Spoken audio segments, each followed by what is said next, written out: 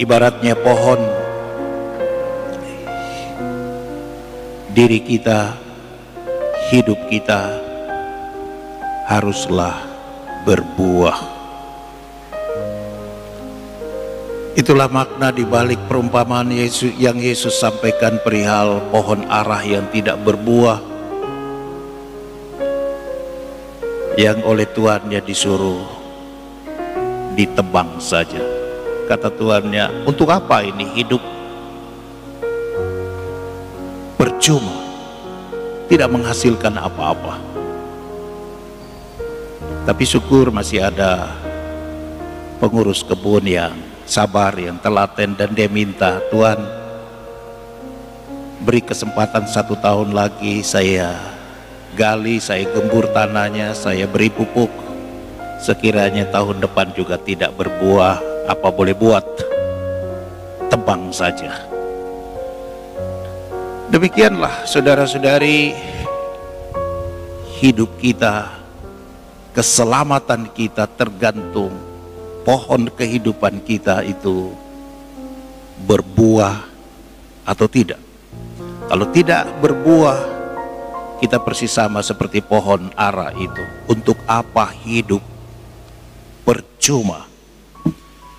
Kalau saya boleh mengutip kata-kata dari Santo Paulus di dalam Galatia pasal 5 ayat 22 sampai 23, Paulus mengatakan buah-buah yang dihasilkan roh di dalam hidup kita itu ada 9. Anda boleh buka lagi nanti Galatia pasal 5 ayat 22 sampai 23. Yang pertama adalah kasih. Kita tahu kasih adalah perintah yang utama dan pertama. Kasihilah Tuhan Allahmu dan kasihilah sesamamu. Kalau kita iri, kita hidup dalam iri, dengki, dendam, cemburu, sentimen, pasti itu bukan kasih, bahkan berlawanan dengan kasih. Yang kedua, Paulus katakan sukacita. Ada kegembiraan.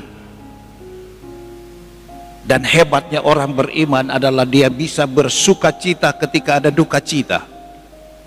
Dia bisa bersukacita bahkan di dalam kegagalan. Dia bisa bersukacita bahkan ketika harus antri minyak goreng. Dia bahkan bisa bersukacita di tengah segala hal yang tidak menyenangkan. Karena sukacita sejati datangnya dari dalam, bukan dari luar. Itu sukacita yang sejati. Dan orang yang memiliki sukacita, dia memiliki kegembiraan. Dan kata Amsal, hati yang gembira adalah obat yang paling manjur. Amin. Maka janganlah kita sedikit-sedikit bersungut-sungut. Ini orang Israel, tadi disebut oleh Paulus di dalam bacaan yang kedua. Mereka suka sekali bersungut-sungut, kurang bersyukur. Apa-apa disunguti, apa-apa digerutui, apa-apa diomelin, apa-apa diprotes. Orang beriman bagaikan pohon yang berbuah dan buahnya adalah sukacita. Ada damai sejahtera, shalom, ya, damai sejahtera di dalam hati kita.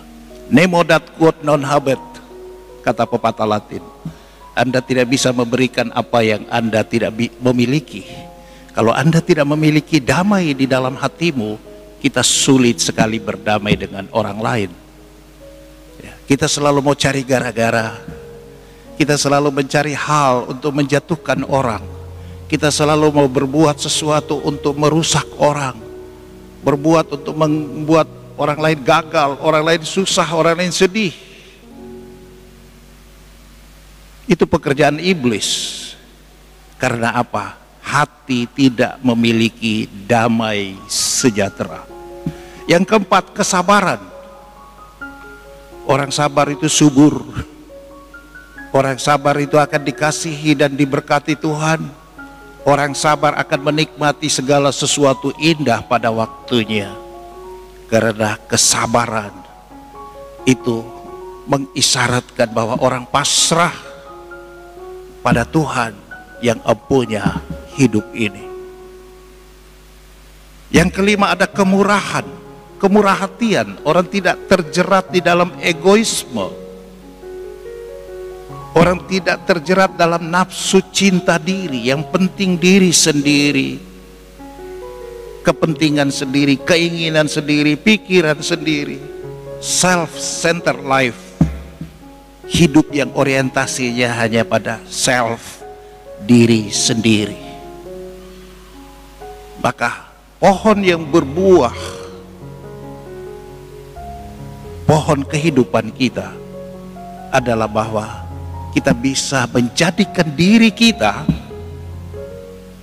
punya arti bagi orang lain, membawa kebaikan, membawa kesukacitaan, kegembiraan bagi orang lain. Ini bagian dari kemurahan hati. Dan Yesus mengatakan, hendaklah kamu murah hati seperti Bapamu di surga adalah murah hati. Yang keenam, kebaikan. Kita dipanggil untuk menjadi orang baik. Berhentilah menjadi orang jahat. Berhentilah menjadi orang yang selalu mencari rancangan untuk ketidakbaikan bagi orang lain. Yang ketujuh, kesetiaan. Dunia ini dipenuhi dengan banyak orang pintar, tapi banyak juga kerusakan, kejahatan disebabkan oleh kepintaran. Maka ajakan untuk kebaikan itu adalah ajakan untuk menjadikan hidup bersama menjadi sebuah tempat, menjadi sebuah surga kecil bagi siapapun. Itulah kebaikan yang sesungguhnya. Kesetiaan. Kita dipanggil untuk setia. Setia di dalam keluarga, setia di dalam tugas dan tanggung jawab. Ya. Banyak orang mengeluh dengan pekerjaannya. Percayalah saudara-saudari, tidak ada satu pekerjaan pun di perusahaan manapun, di instansi manapun, di lembaga manapun yang semuanya serba menyenangkan. Pasti di sana sini kita merasa banyak yang baik tapi banyak yang kurang. Ya. Tetapi kita dituntut untuk setia. Kelemah lembutan, bukan keloyoan. Kelemah lembutan itu soal hati.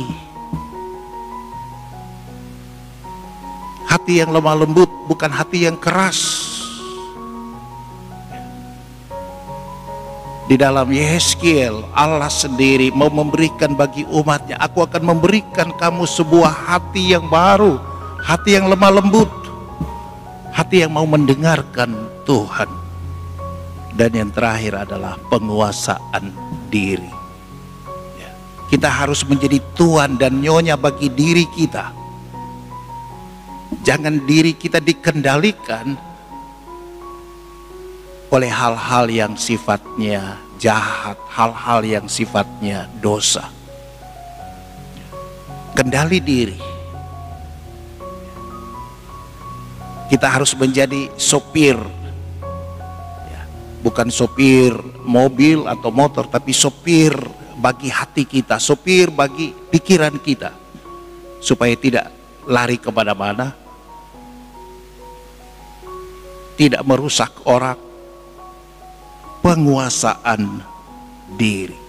Ini adalah buah-buah roh, saudara-saudari, yang dikatakan oleh Santo Paulus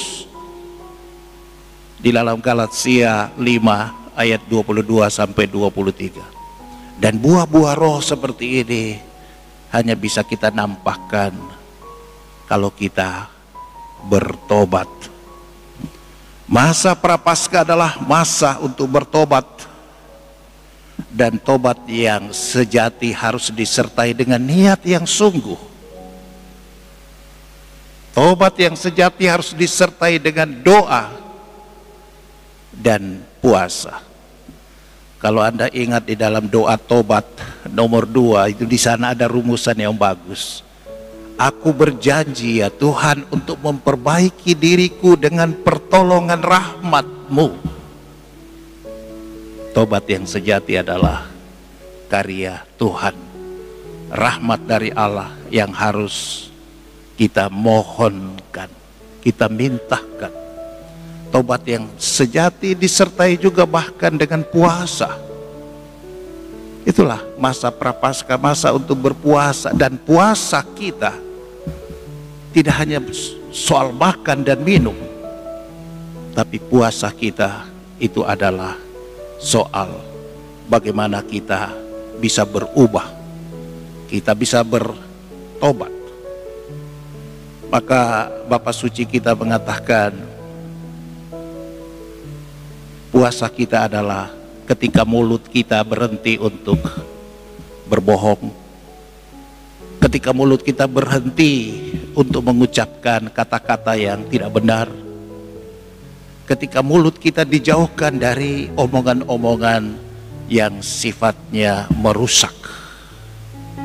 Puasa kita adalah puasa pikiran, supaya pikiran itu tidak terbawa untuk hal-hal yang kotor, menjadi pikiran kotor. Supaya pikiran kita, nalar kita yang dianugerahkan Tuhan, dipakai untuk merancang kebaikan dan bukan keburukan. Dan puasa kita adalah puasa hati kita, menata hati menjadi sebuah ibaratnya kantong yang baru. Kata Yesus di dalam Injil, tempat di mana anggur baru itu diisi. Hati yang baik akan mengeluarkan kata-kata yang baik. Hati yang baik akan mengeluarkan juga perbuatan-perbuatan yang benar. Mari kita bertobat secara sungguh-sungguh dengan doa, dengan puasa, dengan segala niat. Kalau tidak demikian, tobat kita tobat tomat. Tomat itu artinya tobat lalu kumat lagi. Kumatnya bisa lebih parah lagi. Saudara dan saudari, semoga kita semua dengan usaha tobat, niat pembaharuan diri, kita pun terbebaskan dari segala godaan dan dosa. Pasti itu tidak gampang. Maka harus berusaha dengan niat yang sungguh-sungguh untuk berubah. Dan disitulah juga kalau Musa membawa Israel keluar dari perbudakan Mesir menuju kepada tanah perjanjian, maka kita di bawah sang pemimpin hidup kita yang sesungguhnya, itulah Yesus, dibawa keluar dari perbudakan dosa untuk memasuki tanah air surgawi pada saatnya nanti. Tuhan memberkati kita semua. Amin.